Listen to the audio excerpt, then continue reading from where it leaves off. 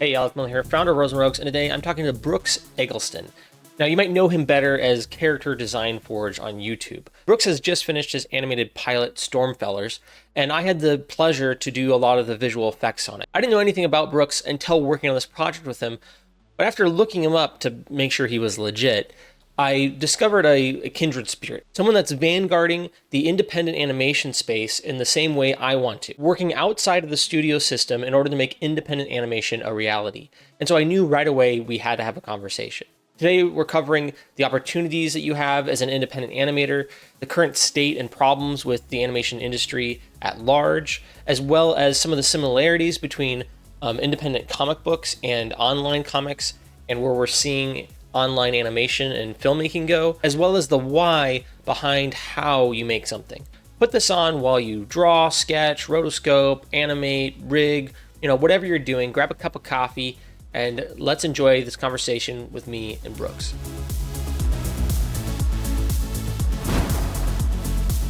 I met you because you reached out to me to help out on the launch of Stormfellers with an ERS. I keep typing it fellas with like A, but that brings like just random YouTube people up. So we're doing a bunch of storm effects, and I started looking around your channel and stuff, and I noticed like I think you're seeing the same thing I've been seeing for a while, which is there's this opportunity for sort of short filmmaking. Like I call it the DFU, the Digital Filmmaking Underground. And I'm trying to get this to catch on, but to me, there's Hollywood, right? There's the industry, and then for a little while there's sort of like direct to video, and then the internet came about, and we've seen a lot of things migrate to the internet, right? News has migrated to the internet. Kind of like all the gossipy sort of like those sorts of things have migrated to the internet. Now, I think game shows are migrating to the internet.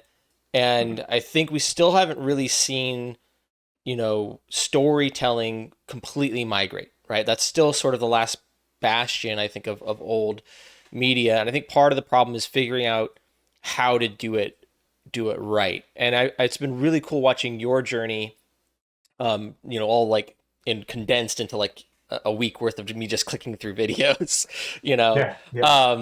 and seeing sort of how you got to where you got to.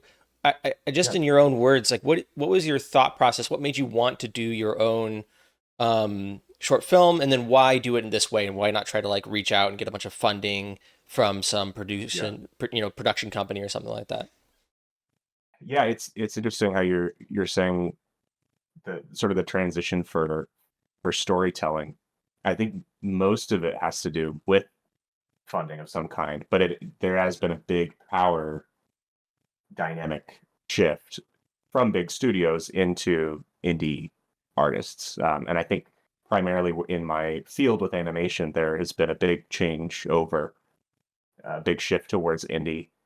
There's a couple of examples of really successful indie animated pilots and now series in the last couple of years that have crowdfunded. And conversely, it's almost as if they're happening because of each other, or because one is sort of bolstering the other. But in order to pitch your own show or get something made through the studio system right now, it's incredibly difficult. And the appetite for original ideas is just not maybe what it ever was. I'm not sure when it was at its peak, but it's at its lowest point at this point. You need to pitch something with an existing IP sort of already attached. You need Strawberry Shortcake or, a YA novel about dragons or something in order for it to like actually get some amount of traction. And even when an original idea even gets picked up, it's no longer yours. It's no longer your baby. One of our voice cast members is Parker Simmons, who's the creator of a Cartoon Network show called Mau Mau Heroes of Pure Heart. He won an Emmy for his voice acting. He's the creator. It's his baby, right? And they made a whole first season. It's a really good show. They were midway through production on season 2, and it's not really public what happened there, but there's no season 2. And now he's working on other things. And so because it belonged to the studio at that point, it's no longer his, and the choice to move forward with it is no longer his. Um, there's also been a big shift in animation where, in order for something to get made, like for a season, other show creators have said you're building the machine that makes it work, right?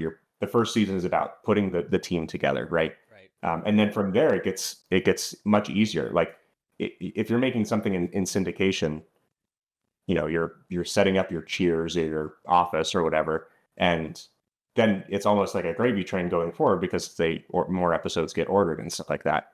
But now it's almost to a point where animated series will be ordered maybe 30 episodes or so, and then they split it into 2 seasons, and then don't make any more. So it's like 2 15-episode seasons. And that way you don't get the residuals quite as much or the pay bump from season to season and things like that. It's really difficult in the studio system. That's one of a myriad reasons. And so a lot of times, like I go out to California for a show called Lightbox Expo, and there's all these people working at these awesome studios, and they come up and go, we wish we were doing what you're doing with indie animation online, because you're going directly to the fan base. It's not a solution for employment in the industry, because it still requires a large amount of money that I think people understand to a degree, that it needs to be, that it needs to be crowdfunded. That's sort of the transaction, right? You're not just going to watch some ads. You're not just going to like passively let it happen, right? You're going to have to get involved to support it, to make it happen. But it's still not to the degree of, millions and millions of dollars, the way that the traditional system has it in studios and stuff. So for me, it's always been an extension of wanting to sort of make my living from like audience supported stories. When I was like 16, I was making like webcomics online and stuff like that. And as I improved as an artist and visual storyteller and stuff, you kind of move from just like almost feeling constricted in comics, for me personally, to wanting it to move to being able to hear it. And so that kind of moved its way into animation. But I've always appreciated sort of having an independence from some of those studio settings or shackles or constraints. Not because I'm trying to push some kind of envelope content wise, but because I like having possession of the story. So that's kind of where I started and how I got to this point. Yeah, if you see me looking down, it's just because I'm taking notes, because you've mentioned about like 8 things, and I'm like trying to keep them all in my head. And I'm like, okay, let me write these down. I'm sorry, Jesus. it's a long answer. Yeah, no, that's all good. That's all good. Well, it's because there's so much going on right now, and I think it's nothing is one thing. So, we like to distill things down to like, oh, here's why the internet's taking over is because publishing's free, and it's like, well, that's not necessarily it, right? There's a bunch of reasons for why something's the way they are. Speaking on publishing, I thought it was really interesting that you mentioned. I think everyone kind of knows about the needing to have your like an IP attached to something, right? There's whole schemes of people that publish books actually because they are interested in making a movie, but no one will make the movie until they make the book, right? So it's like, well, we're going to do the low cost, low effort thing of making a book, which doesn't really require a large team. You can self-publish on Amazon, and then if it gets upwards of 1 million reads, then from there we can like pitch that into a film or a movie or a show. But you're mentioning that one of the ways the studios are kind of being sneaky right now is by buying 2 seasons of something for essentially the price of 1, and then avoiding the cost of negotiating if it's a success. Can you sort of break that down a little bit? I more or less I think described it, but like, do you see other things like that in the studio system? And then that in particular, if you have any insights on that, I'd love to hear more, because I don't think people really understand the back end that's causing. Like, this show was amazing, it was so successful, and like it only got 2 seasons. Why didn't it get into the 3rd season? And it's like, well, because then now they have the success, and now they can negotiate for a lot higher rate. Right. Yeah. Exactly. And it's like you're saying, it's not even it's not exclusive to animation. I think most Netflix shows are kind of that way. There, I think there's even a point that we've gotten to with Netflix stuff where, I mean, the sentiment that I've started to feel, and I don't think alone with, is like, why bother getting into this show because it won't get picked up for a third season or something unless it's this uber successful, let's string the Stranger Things kids along for 12 years while they're you know pretending to still be teenagers and stuff. And I think it must be some kind of, it's all sort of this kind of nihilistic algorithm driven like diminishing returns. They've figured out that like people aren't going to watch the third season as much, and it costs more because the people working on it will cost more, but what that creates is a lack of job security.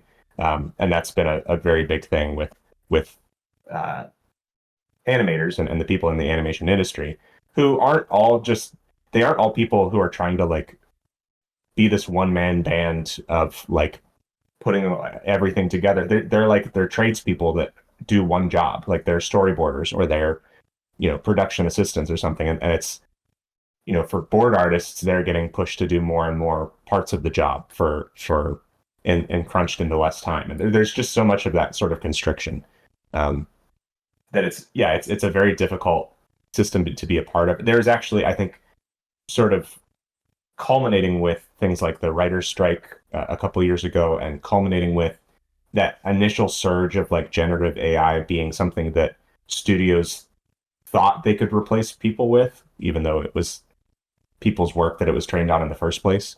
That I think was the low point for the animation industry. I saw, most of my Twitter feed was people like getting retail jobs and things like that because it was just so many. And what percentage of the industry it actually ended up being might feel inflated because, even if it's like 10%, that's a lot of people that are now out of work or looking for work, or and so yeah, it got really rough there. And I, even as someone who's making videos online and sort of prescribing, how to be a successful artist in lots of different ways, not just financially, I actually during that time felt it was pretty difficult to advocate or prescribe like pursuing art as a career, not because it isn't worth doing or because AI is going to replace people or whatever. It was so bleak in that moment, that it was hard to be like, it put on a brave face and be like, yeah, everything's fine. Like, just go into animation because it's an incredibly competitive field. And a lot of people, I think, underestimate what skill level they need to have. And so that ends up being something where it's something of a trap, or, they really need to level that up before they can get into that, or recognizing how small of an industry it is versus how many people would like to be a part of it. It just felt like almost my conscience, like, couldn't really just be like, yeah, there's room for everybody, because there isn't. There's still plenty of availability for talent. I'm not the most talented person, like there's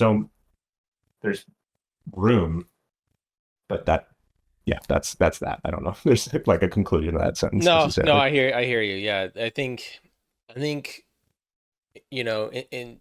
there's sort of like two sides. In some ways, you can be a little more empathetic to the studios and understanding that like these things are expensive. People cost a lot of money. It's very hard to do. So you kind of understand the idea of cutting costs, but at the same time, you look at things and it's like, I think it's really bad when we measure things incorrectly. It's really easy to measure like viewer retention or, cost to, an ROI sort of situation, like a return on investment thing.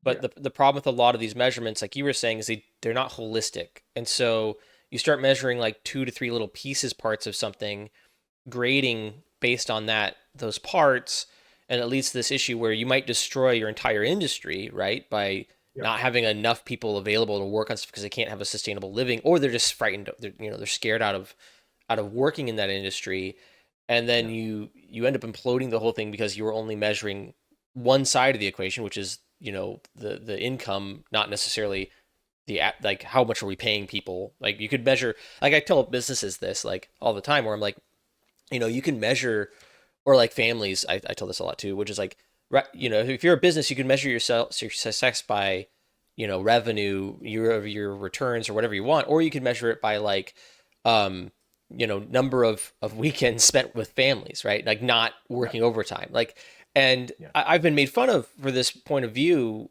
in Silicon Valley before by investor types because, I've talked about the types of companies I want to make, and they're like, "Oh, what's your exit?" And I've always said, "There's no exit. Like, I want to hand this studio down to my kids." Right. And then they go like, "Oh, so it's a lifestyle company," and I'm like, Right. "Yeah, every company is a lifestyle company. Like every company is so you can live. Like you're working your job partly because hopefully you like what you do if you're lucky, but also so you Yeah. can live your life. Like and exiting is a lifestyle company because you just want a lifestyle that's like ridiculous, right? Like I don't want that Right. lifestyle. I want to just afford a normal house and a normal family with a normal car and take a vacation once a year, maybe.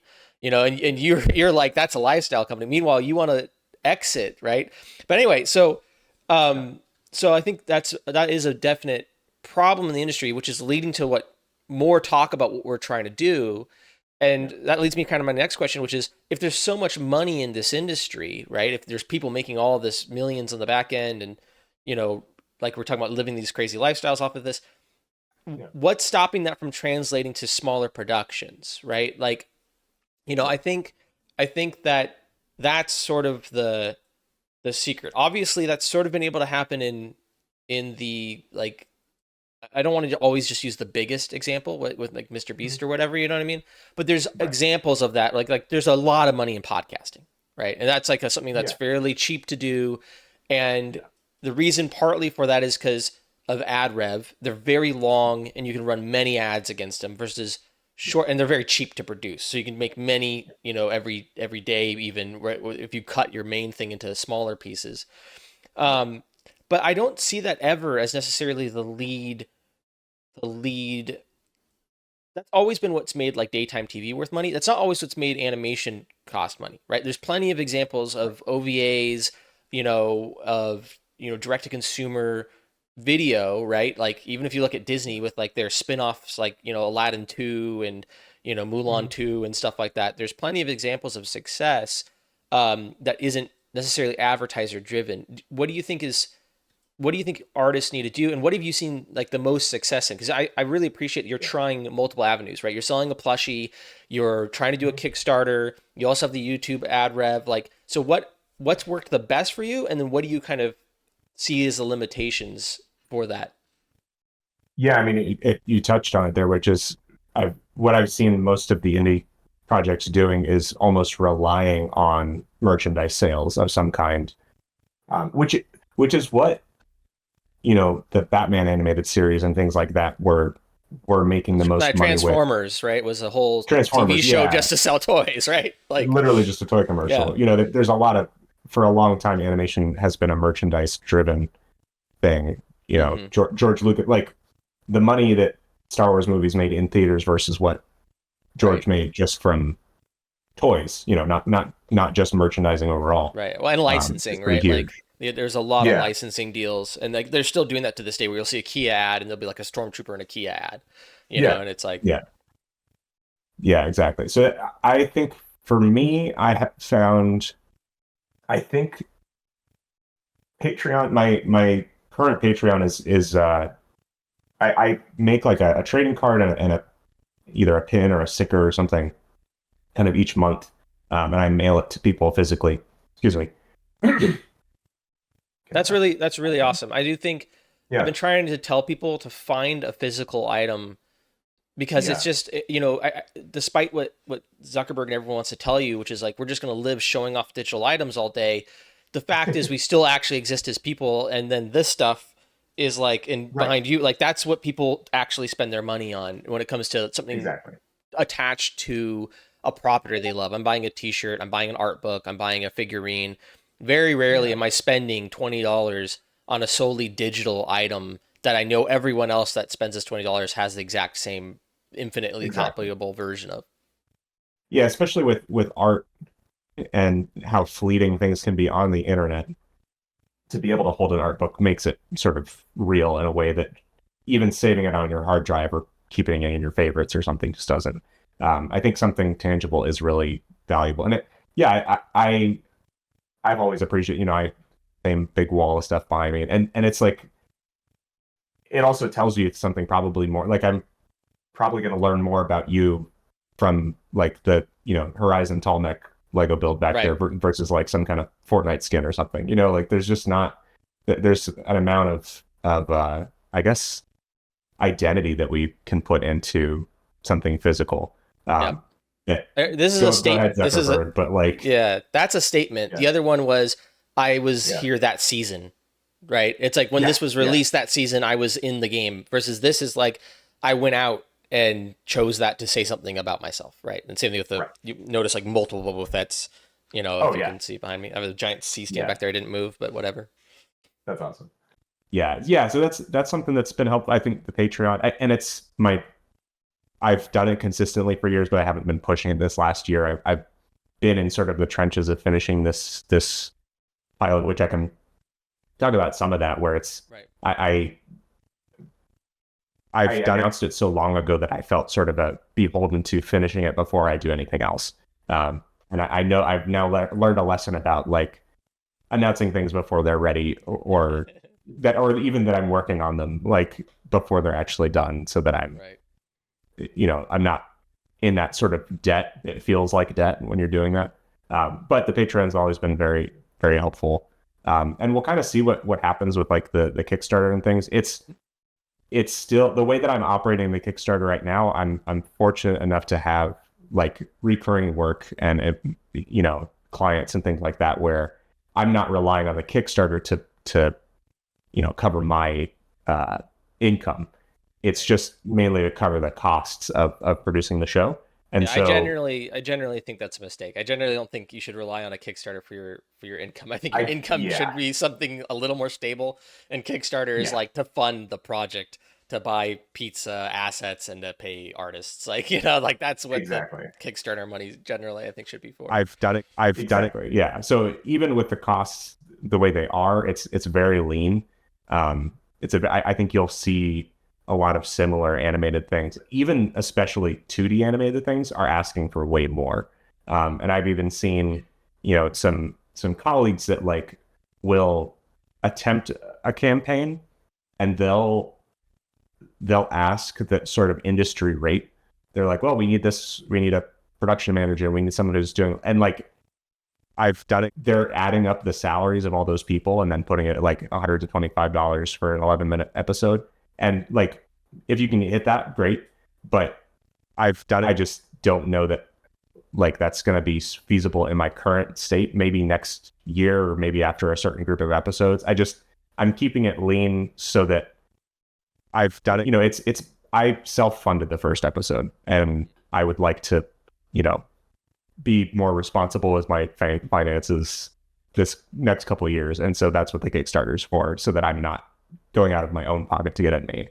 But kind of back to what you were saying about like, what's the exit and things like that. It's like, I've done it, the ROI it's like all of those things are sort of metrics that are, I've done it min-maxing something that you have to, it's not just about the retention rate. Like, I think that there's a certain kind of math that when applied to art just kills the art.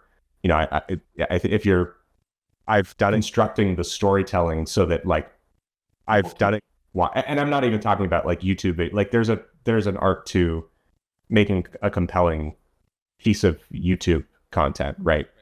In its own way. And some people will like, I've done on that, but there's a skill to it, at least, the merit of I've done it qualifies as, or how elevated it is. It's like, whatever. But as soon as you get to something like I've done animated story, I've done it, I feel a little bit more precious about it. And it's the kind of thing where it's something that the reason I did it is because I want to do it. I wanted to make it, I've done it. It succeeds. I'm happy to have completed the first episode, and whether or not it's something that like can grow, that's great. But like that's secondary to the desire to like want to tell the story, which everyone's going to have their own motivation and stuff like that. But to me, that feels like I've done it a recipe for something or a better odds for something to do well, quality wise. I've done it, maybe not I've done it wise, but at least quality wise. Right. So I've I done kind it. of want to I've done circle it. back I've done it. a little I've bit done to it. the sort of the financing conversation, Yeah. because my goal is to kind of enable more people like you, and hopefully like me. We've been working on a short film also for a couple of years and also learned, Yeah. which is another question I've written down. We'll see if we can get to it, but Yeah. about over announcing something too early in the production process. The advice I was given was, build openly, and that's the YouTube way. Is you Yeah. announce something early, you build it with an audience with you. They're along for the ride and the journey.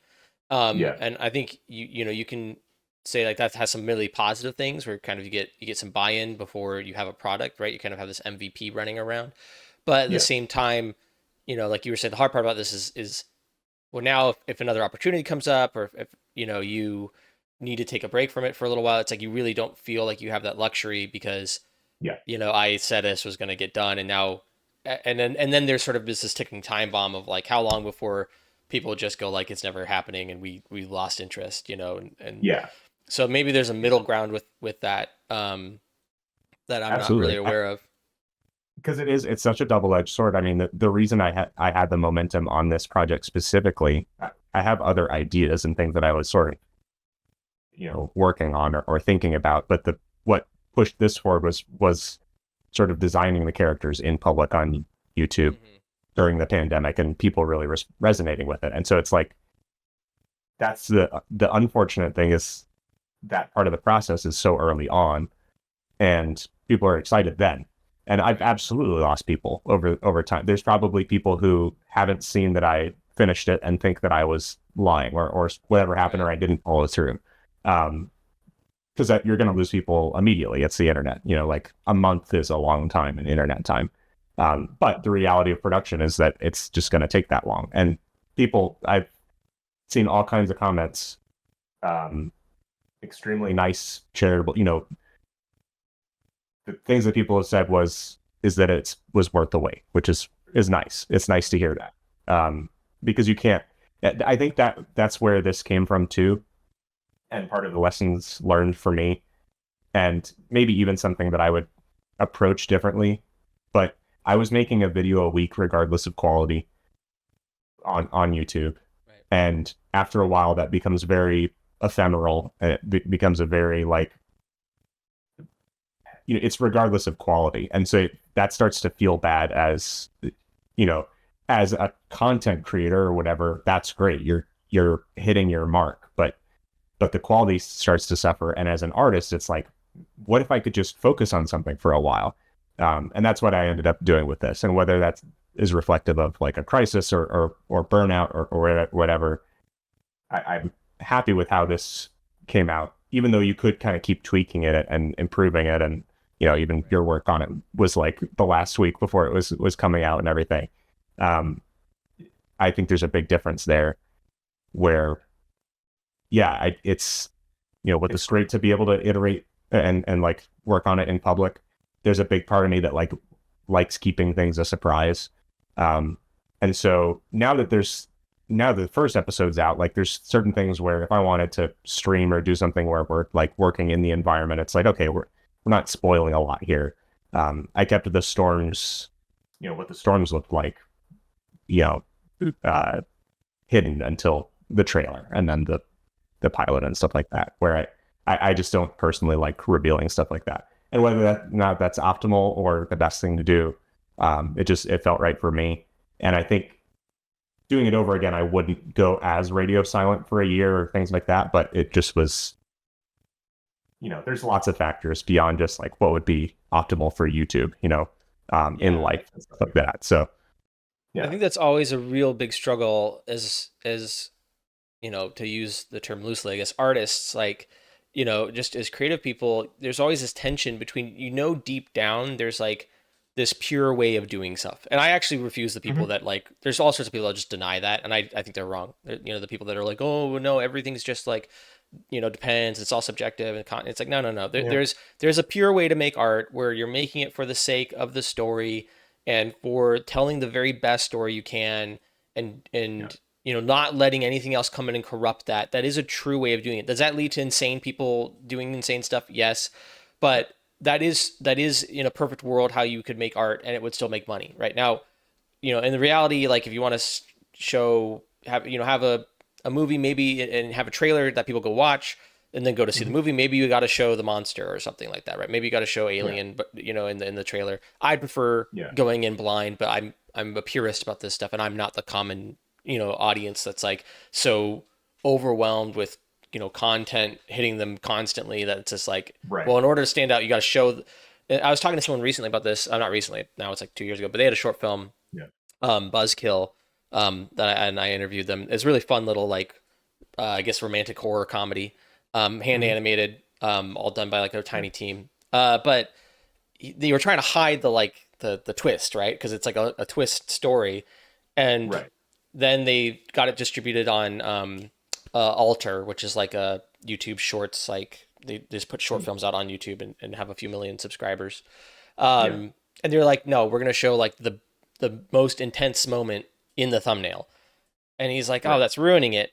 But then it jumped up, right? So it's like that's a hard call to make, as creative people, because we always want to maintain the purity of something, but then there's the reality of business, right? Of well, do you want people to see it or not, right? And it's like, well, so balancing that, I agree, is always really hard.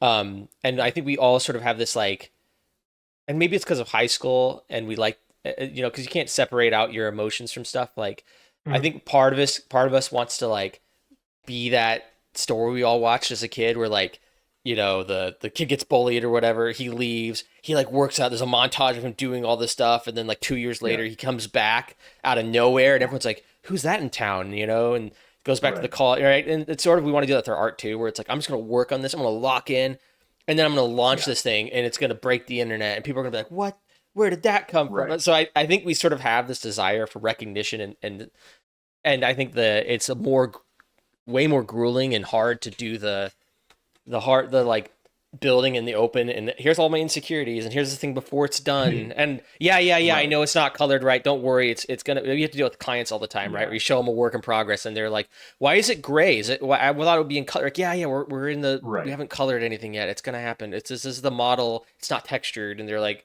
I don't like it, and you're like, I know, but don't look at that part, look at the animation, it will be colored when it's done, we're just talking about the movement right now.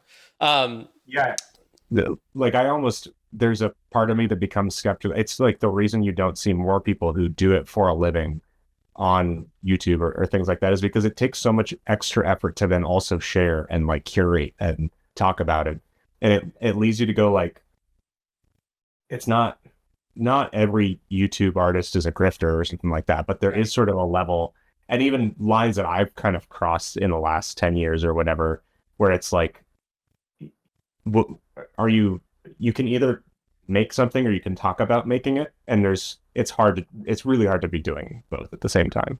I think it's insanely hard, and it's very rare to have that person, like, those who can't do teach, right? And that's not a slight against those who can't do necessarily, it's just the fact that a lot of people that do are not good at explaining how or why they're doing what they're doing. Some of the best artists I've met, and I've like watched them give a talk or something, and sometimes you're just like, oh dude, you're doing this, you're not explaining any of this, right? Like, because we're generally concerned as you're a student, you want to know buttons, you want to know presets, and they're like sitting there talking about the concept, or like, that's what's funny about all those masterclass videos, it's like, this is how you become a great cinematographer, and it's like, no, it's not. How you can become a great cinematographer is not walking 5 miles from one spot to another with no phone or books, so that way you can just like look and see what's happening. That's how you get the concepts after you've learned all the like hard tools of like, here's what a rack focus is, and here's what your f-stop is, and here's what shutter speed does. Right? Like, that's what you really need to learn as a student. And then to master it, the mastering is in input, output, and daily rituals and all this stuff. But like, if you go to the master class with no expertise yet, with no like basic understanding of something, you're going to walk away with completely useless information, right? You're going to watch David Lynch tell you to like sit on your patio with a cigarette and a notepad. And like, I love that guy, and I think that's a great thing to do. but it's not necessarily how to become a good director, right? Like you become a good Yeah, director by going and directing people. But the person there's that definitely a already point is, where you're. Oh no, so yeah, I was just gonna say no, go there's for it, go there's for it. definitely a point of mastery where someone that's like, how do you tell me your secrets? And it's like, well, I like French fries. And it's like, well, that's awesome. Like, but that's I think you're just really good at this, and you're so far removed from what it takes to learn it that it's Right. hard to teach it. You And know? it's not that Yeah. interesting of a conversation to have after 50 years of experience in something to be like, yeah, here's an f Right. stop, here's what a Yeah. um Yeah. and so that stuff's and you just, excuse me, it seems magical. Like I try to put myself back in like my student shoes now and then, because Yeah. a lot of what I know is very obvious to me because I know it. But then I try to think Right. like, well, if I didn't know any of this, like it'd be very impressive to do some of the stuff I do nowadays that to me is just second nature. Um, Yeah. but I'm also sort of like I'm over tools, right? Like I think you're Hmm. probably similar where it's like there's so many of them and they're coming out at such a rate. I still try to Right. keep up just because I like tech, and so that's like why I've learned Embergen and LiquidGen, and I'm looking over Yeah. at Unreal Engine like, do I need to learn this? And we're not even gonna, Right. I don't really want to talk about AI just because that's a whole mess to get into. I Yeah. don't really want to get into, but like that's Yeah. another thing. But I don't want to hang out Yeah. too much on that. I want to actually talk about comic Yeah. books because you Mm. mentioned doing online comics, which Yeah. was this interesting. I'm a really big fan of not comics themselves necessarily. I don't have that many, but I'm a really Yeah. big fans of the story and the history of comics, which is Yeah. especially the most interesting time period for me is the 70s and 80s and early 90s, which is this independent Yeah. comic boom where many of the biggest comics in the world, even to this day, and many of the comics biggest IPs to this day, were created in closets and basements. And you like Yeah. Teenage Mutant Ninja Turtles is a Hmm. fantastic example of this. It's sort of the poster Yeah. child. We'll see what happens with Digital Circus, but this is sort of the sort of Yeah. that sort of an idea, this little tiny thing that just booms into something Right. really interesting. Yeah. Um, It's a good comparison to what Indy's doing right now. Yeah. but what's interesting is, so they had the same thing, which is essentially once they could mail direct to consumer, right? Once they could Hmm. cut out the publisher middleman, that's when indie comics really, and you could just get a Xerox machine, right? Pens Right. and pencils for cheap. You just drew in Yeah. black and white. I do think Yeah. more of us need to limit ourselves. I'm not good at this, and the technology is sort of I think hampering this as well. Where with Unreal Engine and simulations and stuff like that, we're avoiding limiting ourselves, and then what Yeah.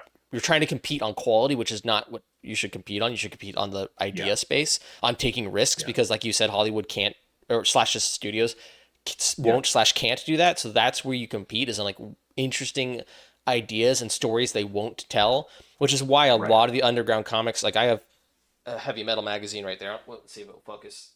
Well, somewhere back there, there's one. Oh, sweet.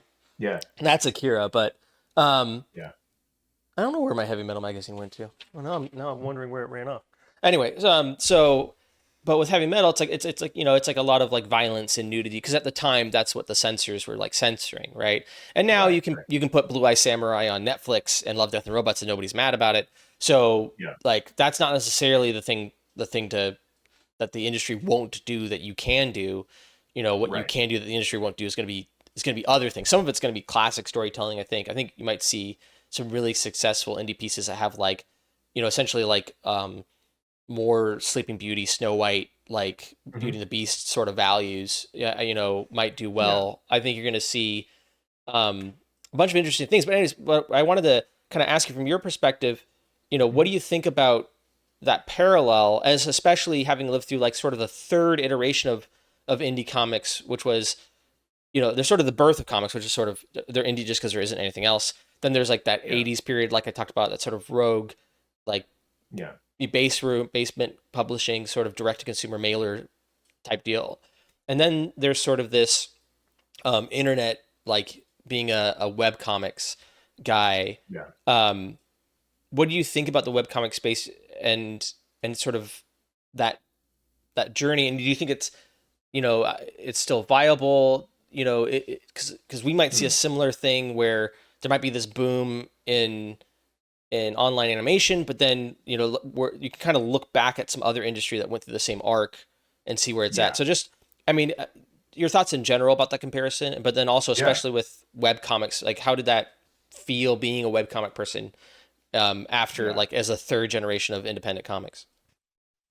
Yeah, it's like I was saying, it's a good comparison because it's kind of it's that perfect moment when like the tech is available to every person, but the Right. barriers aren't necessarily there. And so Right. it becomes And the publishers accessible. haven't caught up, right? The Yeah. previous thing is still going like comic shop, and you're just like, I'm just going to put this in people's hands. Yeah, it kind of like hasn't been gentrified yet to like, for lack of a better term. Like Right. it hasn't been saturated and sort of like calculated down. Um, Webcomics is really interesting for me. And I was a teenager. And so the quality of it wasn't like the best thing ever, but I learned a lot sort of work ethic wise and how to sort of put things out online. I did a lot of conventions and stuff like in person and tables, and I had a book, and I sold pretty well at shows, and it was good for me to kind of see in real life people walking by the booth and either like engaging or sort of looking and being interested or like completely being uninterested. Because that's something it's like a physical representation of what people don't normally see online. And sometimes they trap themselves into thinking like, well, people are just aren't seeing it. And if I just promote myself more, it's like, no, actually, maybe it's not good, or only a certain percentage of people are going to care and stuff like that. And that's fine. Right. You realize only Um, people with like, animal costumes with fur heads are coming up to your booth, and yeah, everyone else is avoiding it. Right. Like, there's, right. Yeah. yeah, yeah. You're establishing some patterns at Right. that I have point. a niche. I have a niche. I got it. I figured it Yeah, out. Yeah. exactly. So it was very helpful for me. And yeah, the work ethic, the sort of the storytelling, and whether it was good or not, it does go back to what you're saying about how, uh, like just plugging something into AI that coming out isn't really, Hmm. it doesn't, I think for a multitude of reasons, that's stupid. Hmm. And like, the part of the creative process for me is like, if I'm going to create a character or a drawing or something, like, yeah, I have an idea, I have some sort of something in my head, but it has to come out on the page. Like, it has to sort of build itself through the act of doing it. I can't just sit and like think about what it's going to be all for 8 hours, and then the ninth hour it comes out exactly the way it was in my head. Like, this is not going to be the best version of it. And so I think going through a couple of years of doing that online was great. And overall, I think what happened there, like technology wise, is like, yes, now publishing online is accessible to everybody, and you can publish images. What ended up happening was like bandwidth caught up, and so for a good while there, probably 2005 to 12 or something like that, it was like the peak time for webcomics, because like loading an image on Right. online, and maybe even on your phone, maybe if you had an iPhone or something, was like really easy to do, until it became really easy to watch videos this Hmm. online or on your phone. And I think that, video killed the comic star a little bit there. Right. Right. Right. Um, Right. and also, like, we used to go to websites, and yes, there are platforms that are comic platforms, like is it Taptoons or Yeah. Tapas and stuff like that, um, where you're like getting this vertical feed of comics, but everything's just for websites now, and so it's there's people making it work. Like, Yeah. it's still cool. Like, it's still something that's possible. I could pick out like a handful of people who are still doing it. Right. It's so it's very possible. It's just not quite the scene that it was back then. I'm trying to And I think remember that's fine. how I even used to discover web comics, Yeah. because like me and my brother were really him more than me. Like he has like, single panels signed by artists and stuff like that, and I, Yeah. was just like a normie. I was like, oh yeah, Penny Arcade is pretty fun, like Yeah. type deal. Yeah. But There's so many ways to like, I mean, there's RSS feeds, but there's something called like webcomic list, where you could just go in and people would vote like once a day, and that would like bump it up a list. And yeah, like, there was aggregation platforms, but it was kind of like holistic, or yeah. linking each other I and think stuff it'd be like like that. often it would be like a forum.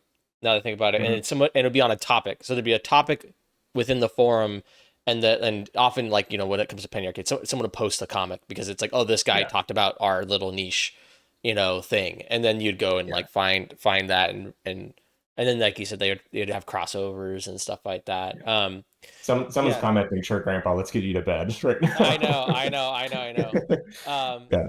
but like, yeah, it's interesting because, I think that you're right when it comes to the way we used to do things was more independent websites, islands, and because like I Mhm. had a website for a little while there where I was making essentially I was lightsaber kid for a little while. I was making like lightsaber Mm. attack videos. There was like visual effects and Yeah. drawing on the lightsaber frame by frame, putting my Cool. little brothers and sisters out there and dressing up with a PVC pipe and Yeah. go, um That's awesome. and that was all hosted though on our own website with like our own. I had a friend that learned like HTML type deal, right? Like Yeah. and Yeah. yeah, that was a very different world from where we are now, where it's like you're hoping to get discovered via an algorithm, and Right. your format's limited by the distribution. Yeah. I've yeah, I've been interested to see if there'd be more independent comics and more physical comics coming out Mhm. because I think there's a huge potential for that, and I think a few people have proven it. You know, Yeah. there's like the Ripperverse comics. I don't know if you've seen that guy's Mhm. channel and stuff, but Yeah. he's sort of like a political, I don't know, a pop culture commentator. Mhm. Who has the typical opinions of a pop culture commentator. um, Sure. but and I'm not the biggest fan of the comics themselves, but I think what he did was really really cool, which is Yeah. put his money where his mouth is. Was like done just critiquing all this stuff, right? Talking about it. I'm going to do it myself, and Yeah. it's been stupid successful for them. Like it's been a full Right. business, and they've been able to hire DC artists and stuff like that. Um, the lacking part there is the storytelling, but Yeah. um, I think that, and they're just too ambitious with the world building, but we don't need to get into that. But yeah, they like tried like episode 1 to build the Avengers. You're like, that's something you do like season 5, guys. Yeah. Yeah. Um, but the the indie animation space, what parallels are you seeing kind of right now? What like do you think that we're in this nascent space? Do you think we've already missed the boat? Do you think Single, it's we're single, too early? Do single, you think, single, where do you think we single, are sort of in single, single, that single. that No, space? it's definitely not late. And it's like almost DVD how successful I even am in this. Mm, So it's like it might be weird of me to say certain things, like, and then I am a flop or something, yeah, yeah, yeah. which whatever. But it's the kind of thing where I think maybe what we're past is like the novelty of like I made something. Kind of the same way that online video has been, right? Where it's like Right, the silliest things could go viral, and now it's like they're very big productions in order to like be noticed and stuff like that. And I am seeing that sort of inflate. Um, hmm, but there's also you can get really lean on. I mean, we're a very lean production for Stormfellers, and there's people who are single man operations, like getting really, really stepped keyframes, and it's all in Blender, and like there, right, it's just you can get so much out of that.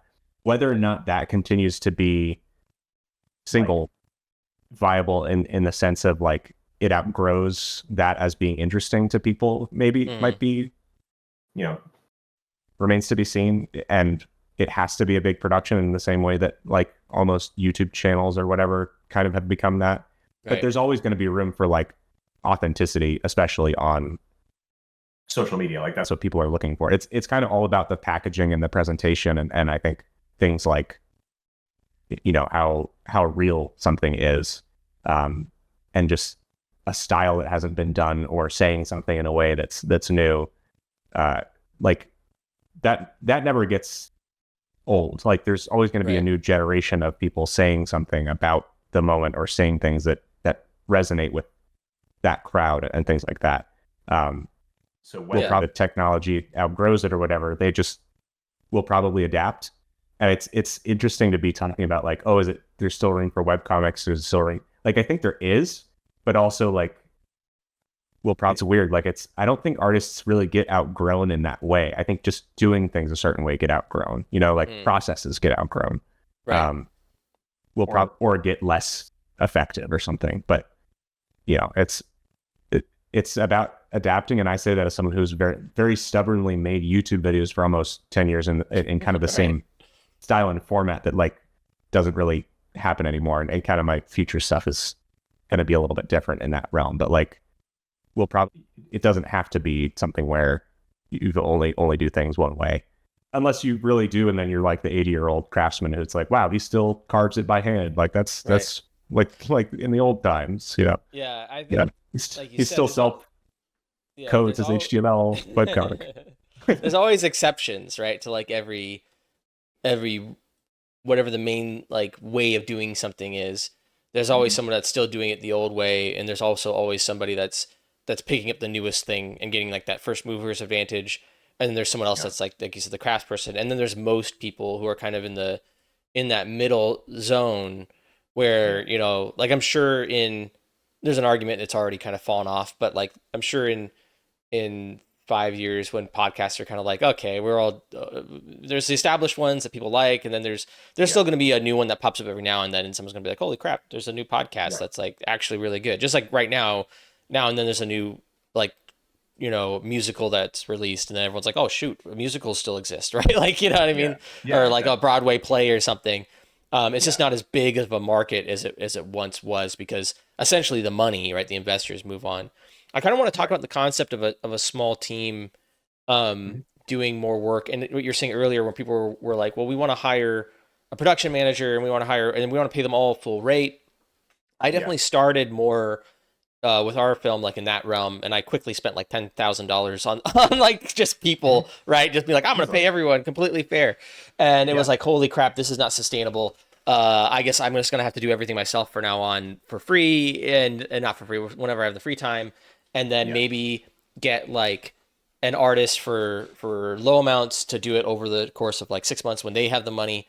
So Right. I'm trying to crack that egg. I think the like you said, the hardest part is season one, right? Getting the first Mhm. thing out that gets audience buy-in, that gets Yeah. people, you know, interested and from there you can kind of spin it up and do something a little um you try to figure out a lot of the potholes and a lot of the places where you're gonna get hung up. You figured out, okay, when to announce this thing, maybe not before we've done anything or as soon as we have one character, maybe it's like halfway through Yeah. production we announce it, and then we have a backlog of stuff we can use to get Mhm. ahead. Like a lot of I know a lot of comic book people, I don't know how you did this, but like they would generally have like a year's worth of comics done, and then they Right. would like start publishing, and then they are just playing catch up as long as they already have, Yeah.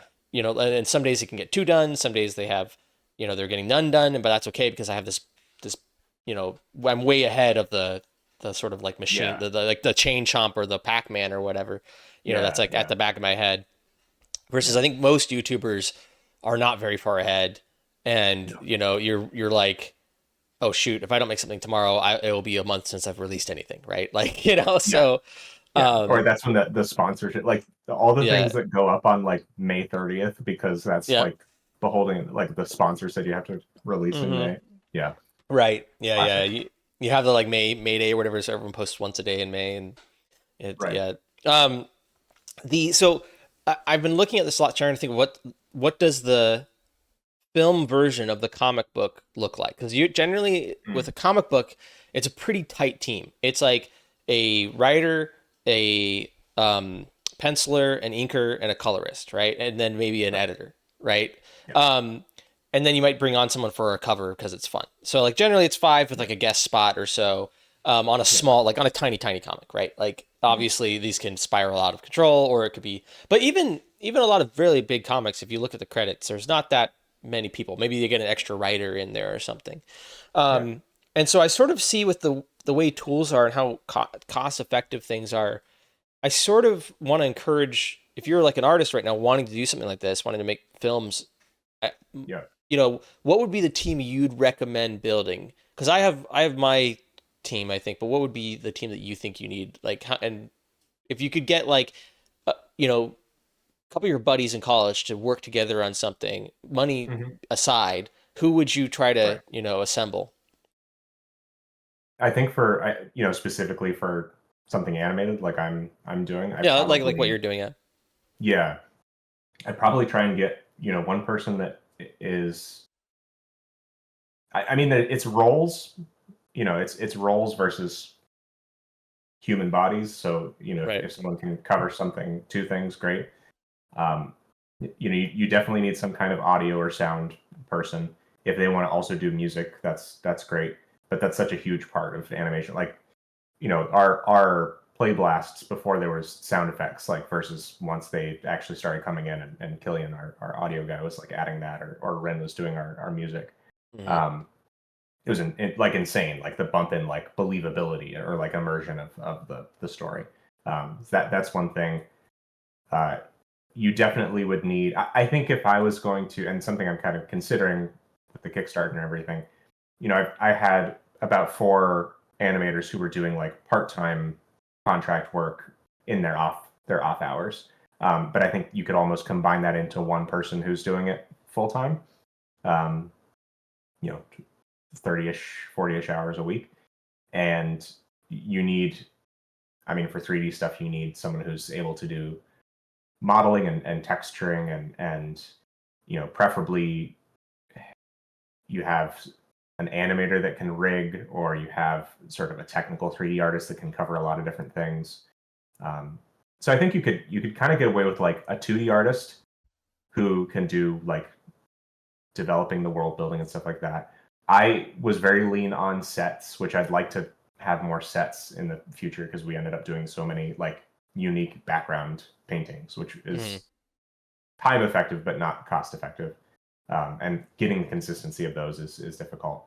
Um, so yeah, I mean, as lean as possible, it would be like an audio person, an animator, and an art person. Right. And then you can flesh that from there. You can split the artist into 2D, 3D character environment.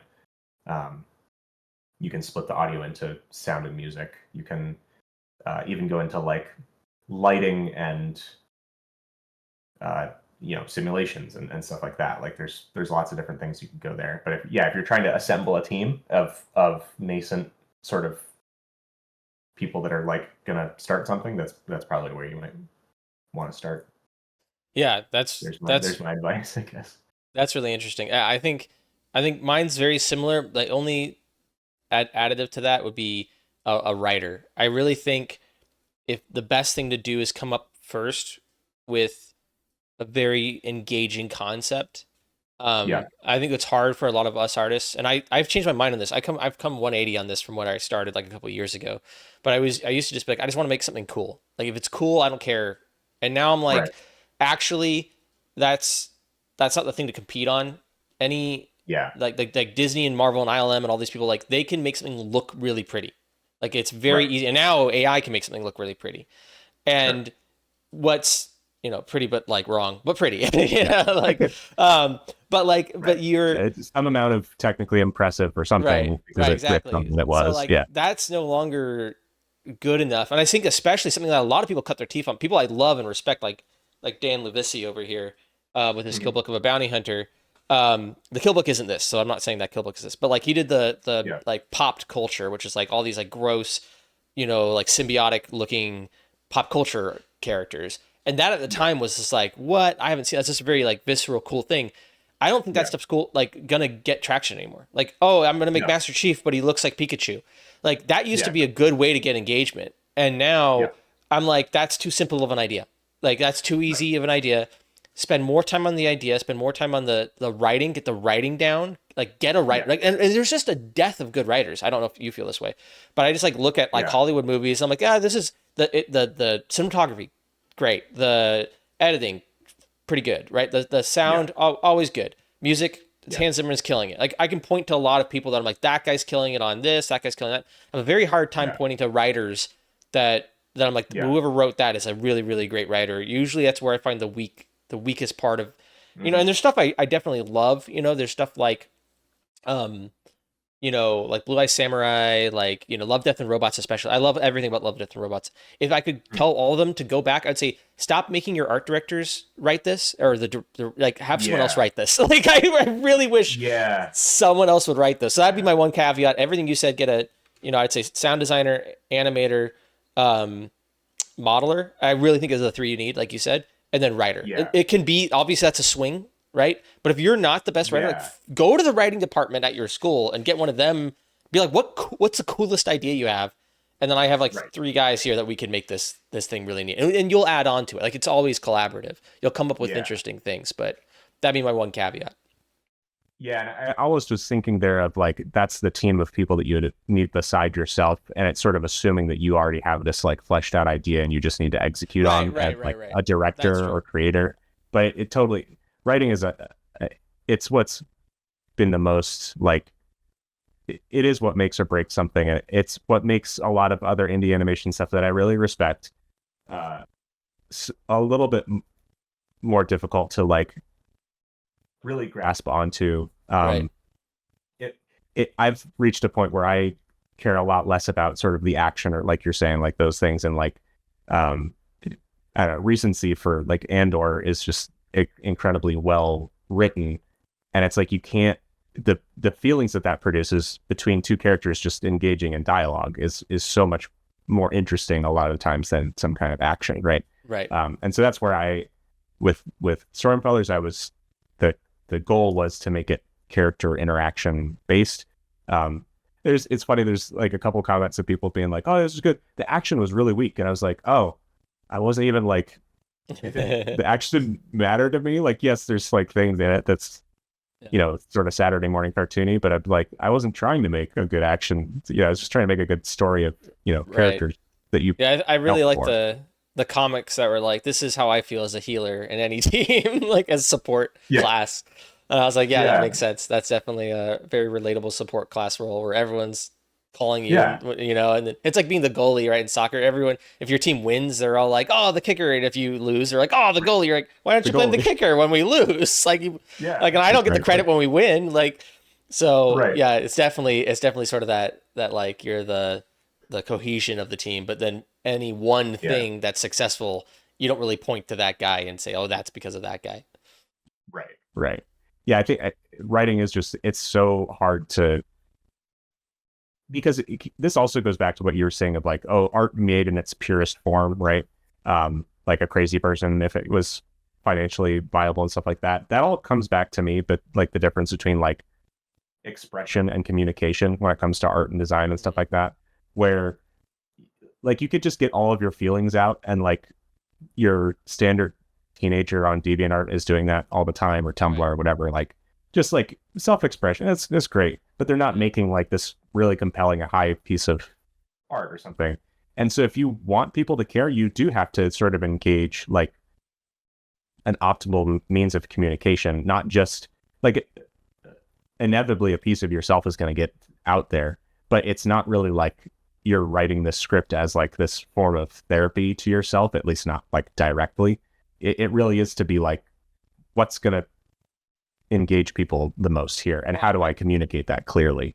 Well, I think it's having something to say, right? I think that's part of the difference. Is like, I don't actually believe art is defined as self-expression. I know a lot of people, that's what they believe art is. It's just it's like a very easy definition of art is like any sort of express. It's like that's not it. Yeah. But at the same time, I think art inevitably is communication, because if you really wanted to simplify it down, which I don't believe in doing, I don't think you should simplify it down to one thing. I think that's kind of dumb. But if you were to simplify it down to one thing, it should be communication and not emotion or expression, because, if it was just self-expression, you wouldn't need a viewer, right? Like you could just express yourself all you want in a closed closet, that you require the viewer to be the other half of this thing.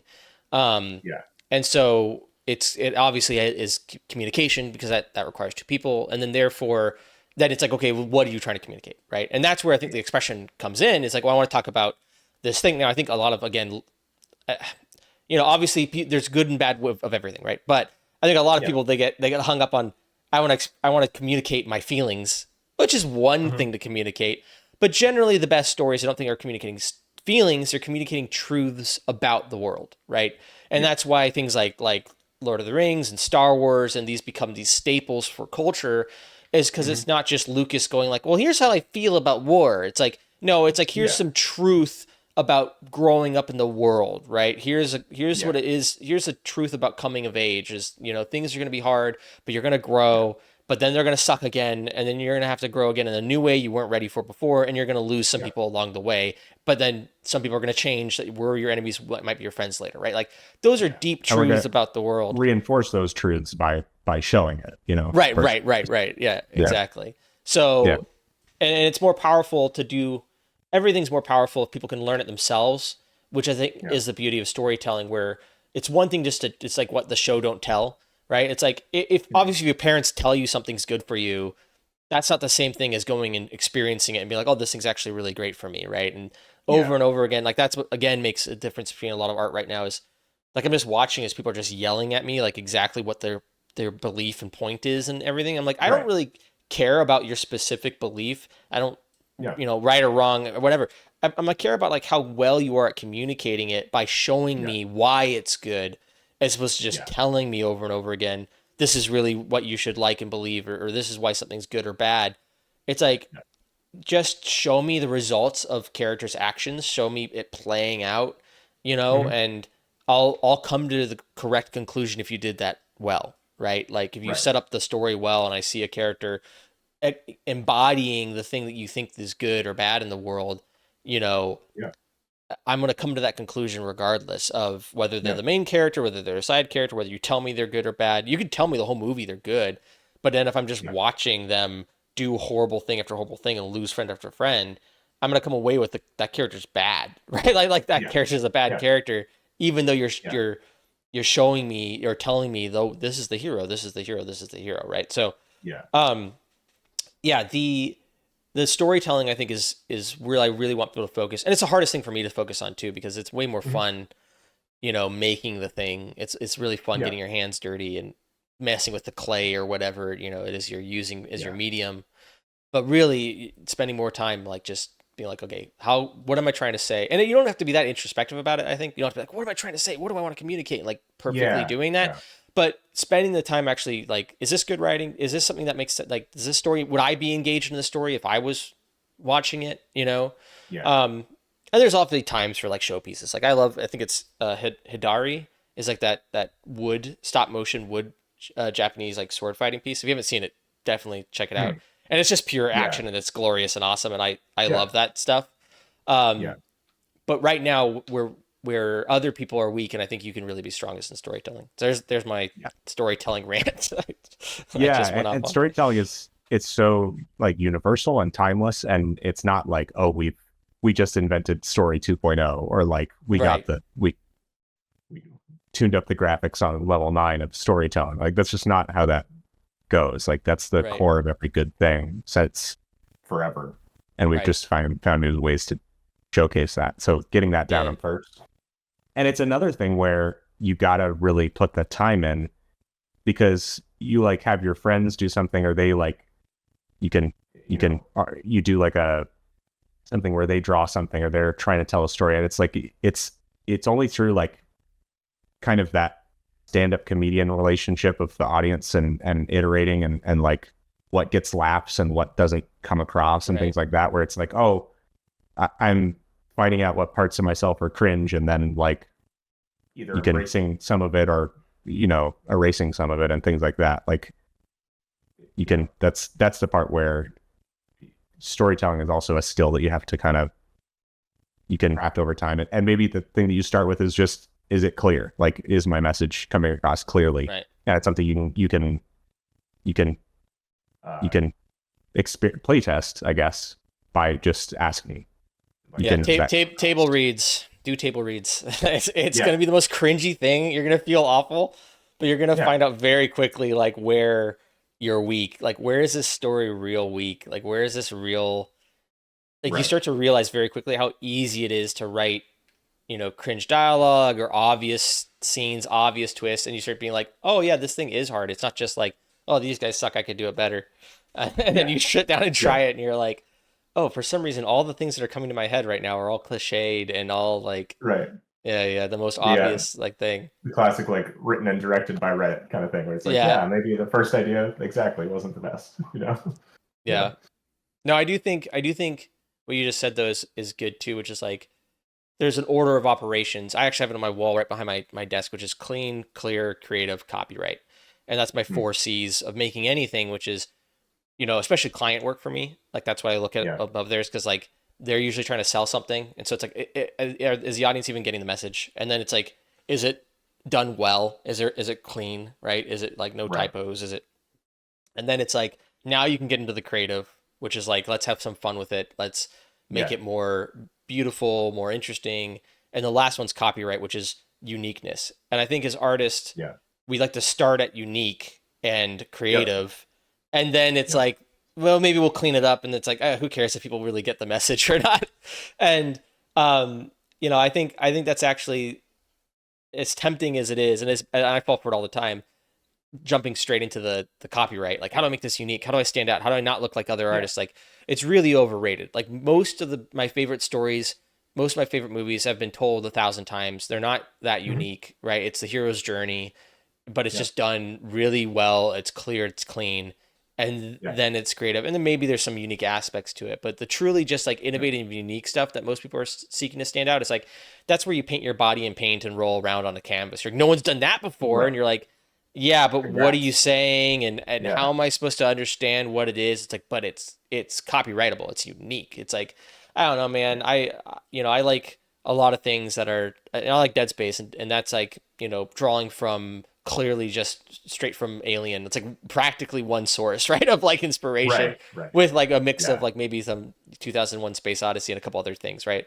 And I Yeah. like, plenty of things that are very, very quote unquote, derivative. They're not original ideas, but they're done so well that you're like, oh, but this is done in such a way that like, and very rarely do people get all four, right? Like, if Right. you can get all four, that's like the original Dracula, that's Lord of the Rings, right? That's this thing that's creating a genre while also being removed enough from its inspiration, while also, clearly having a message and communicating it well, while also being very well put together, which is, that's like a Hmm. once, whenever people compare stuff to like Lord of the Rings, I always feel bad because I'm like, that's like a once in a generational sort of piece. That's like comparing everything to the Odyssey or comparing everything to like the Bible or something. Like, you're not going to Right. write that Yeah. every time. That's a very, very rare thing to do. Most things are going to be on the level of like, maybe the animated Robin Hood from the 70s, with the fox. Like, that's a better Right. bar to measure stuff to. It's like,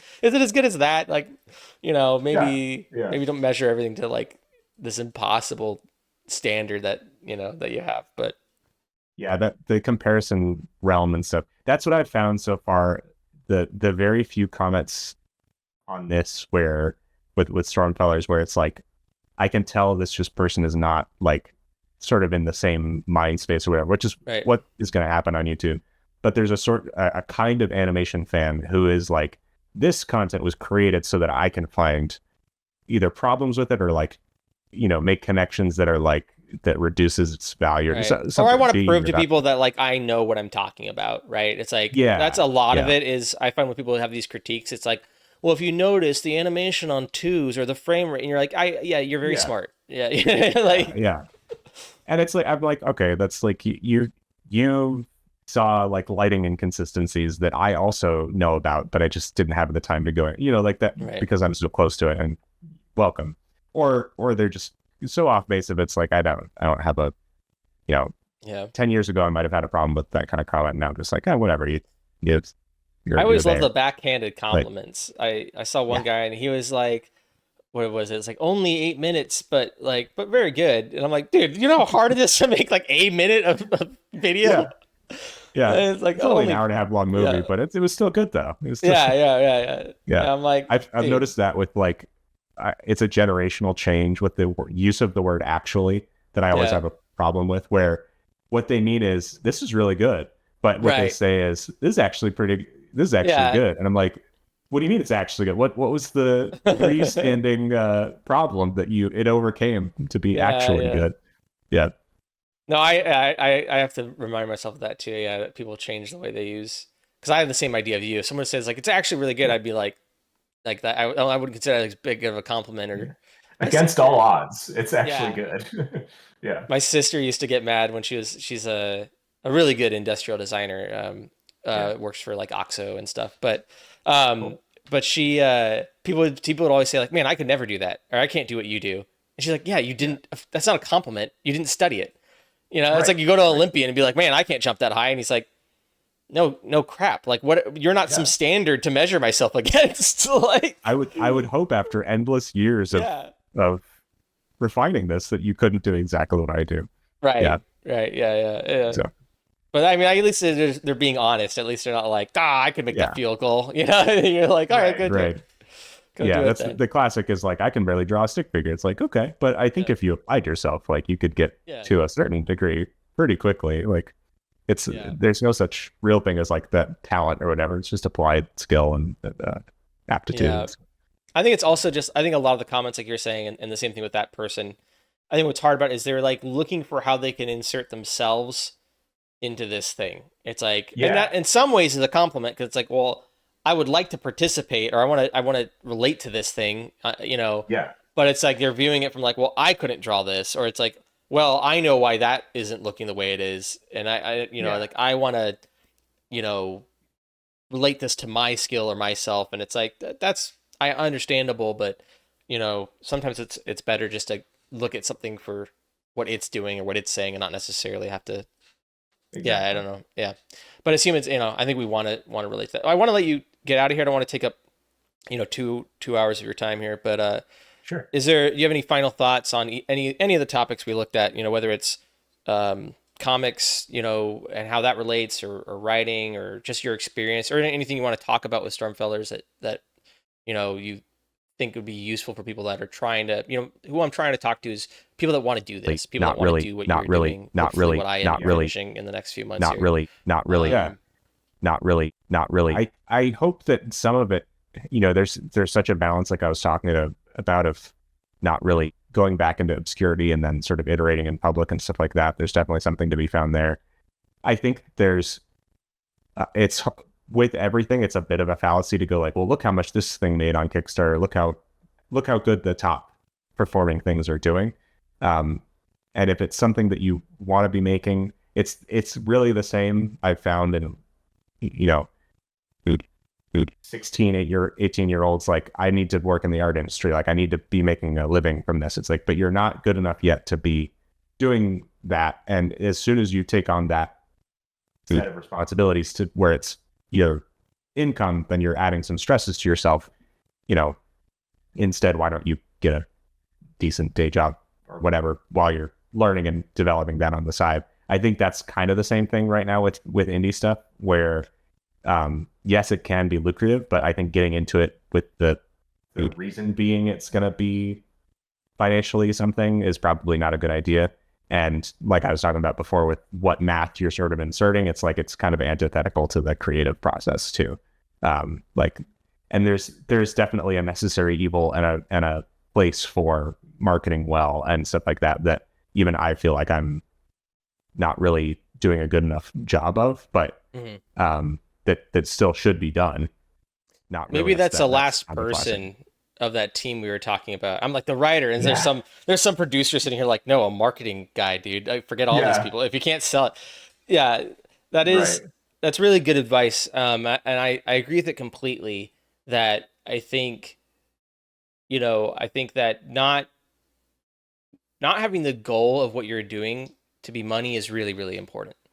I think that's where you get this like really good art is somebody, again, the goal is communicating, is saying something, is doing the best you can with it, making it serve whatever the purpose it's trying to serve well. That's I think actually why anything is good. Like everything is good when it does what it's supposed to do well, right? That's to me like an objectively good hammer isn't a hammer with the most amount of doodads. It's not the hammer that costs the most or the cheapest. It's a hammer that puts the nail in the spot it needs to go the most reliably, right? Like, so, and that might not be a hammer that's attached to a Swiss Army knife, right? Like that might be a, you know, you know, it might not be the most expensive hammer. You could get a gold hammer that is much more expensive, but it's probably worse because it's a soft metal, right? Like there's all sorts of ways of measuring things. And I think the only way to measure something is what's the purpose and is it fulfilling its purpose? And I think, you know, that's helpful too, you know, when it comes to your storytelling, you're like, where do I stop? Where do I not, you know, like with, you know, with Stormfellers, it's like, yeah, I could make that lighting perfect, but is it serving its purpose? Is it communicating what it's supposed to communicate? Yeah, then I'm not really gonna get hung up on, well, actually, we don't have enough pots in the background of this like, Right. scene with like in a store, and the background, Yeah. there's not enough foliage, and so on and Yeah. so forth, right? Like, or the resolution's too low, or Yeah.